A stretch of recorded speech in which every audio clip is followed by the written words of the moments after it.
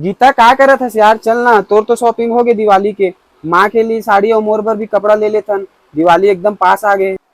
हाँ जी, चैनल ले लेथन अच्छा तो है। और का बोलते तू देखेस का लक्की बाजार वाला ग्रुप ला? भैया कितना अच्छा ऑफर चलावत तेला देखेस। अरे ऐसे का यार, का ऑफर चला थे? मैं तो नहीं देखे हूँ। मात्र 2000 के खरीदी में बम्पर इनाम ईवी स्कूटी रखे भैया मना। अरे ऐसे का, चल तो फिर जाके देखथन यार, वैसे भी तो हमारा शॉपिंग करना छे।